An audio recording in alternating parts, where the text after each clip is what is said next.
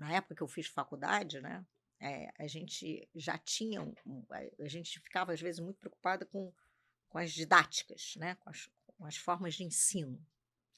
E eu vi desse tempo todo que eu trabalho em educação, uma mudança enorme do foco, do foco para aprendizagem, né. Porque como é que se você tem um professor brilhante, que deu uma aula maravilhosa, como é que um aprende e o outro não?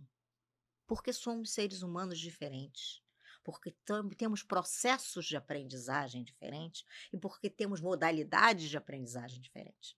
Então, há essa diferença, né, nessa modalidade de aprendizagem. Então, hoje, a gente sabe que a gente tem que entender mais como é que a criança, como é que o jovem aprende, para poder interferir e, e realmente promover essa aprendizagem. Então, não adianta a gente ter uma aula, um livro didático maravilhoso, um recurso didático maravilhoso, se aquele aluno não está naquele momento propício a receber aquela informação e aquele conhecimento. E aí o conhecimento fica fora dele, não é apropriado, né. Então, é aquele ensino que o aluno aprende para fazer prova, mas não aprende. Eu me lembro que eu sou psicopedagoga, né, é uma formação que trabalha com de crianças com dificuldade de aprendizagem, em uma época da minha vida eu trabalhei em consultório. Fiquei pouco tempo, porque eu gosto mesmo é de escola, desse Uhum. burburinho, dessa confusão, dessa monte de gente junto. Mas eu me lembro que uma vez eu atendi um menino e ele disse assim: "Agora eu tenho que ir embora, Luciana, porque amanhã eu tenho prova de história".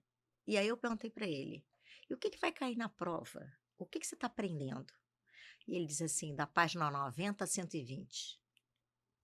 Isso é o atestado de que a escola não atingiu em nada aquela criança.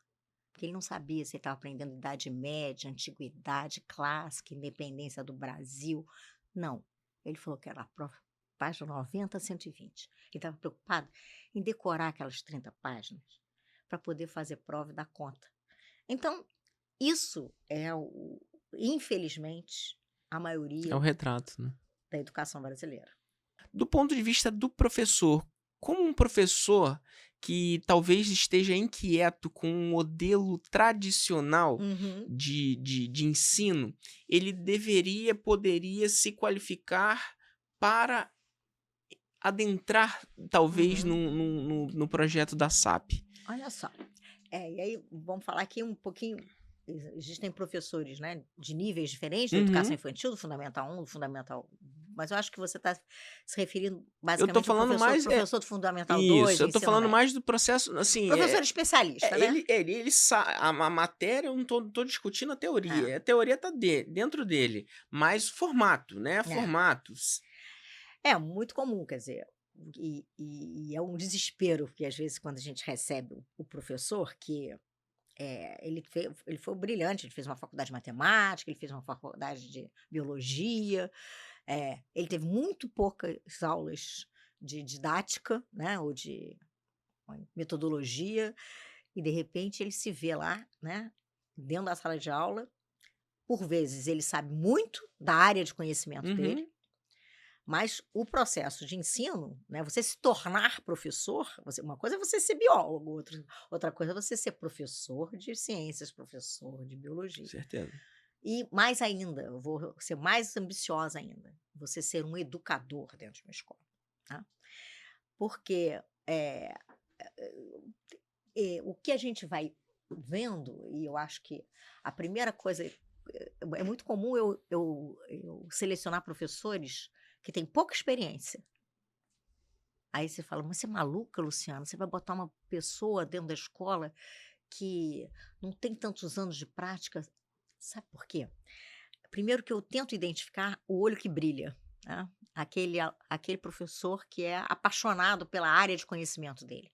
Porque o fato se ele for apaixonado pela área de conhecimento dele, já está meio caminho andado. Por quê? Porque o aluno identifica com a maior facilidade o prazer, o envolvimento, a alegria que aquele professor está apresentando conhecimento, né? Então, o professor fala: olha só que bacana, é um professor de matemática, está ali mostrando com entusiasmo aquele problema ou aquela situação. Então, isso já é um fator de identificação e de vinculação do aluno com aquele professor. Porque ele vai, mesmo que ele não esteja entendendo, fala assim: nossa, como é que aquela pessoa está tão entusiasmada por aquilo? Deve ter alguma coisa interessante ali, né? Então, a primeira coisa eu acho que é eh, essa identificação com aquela área de conhecimento. Ah, eu quero.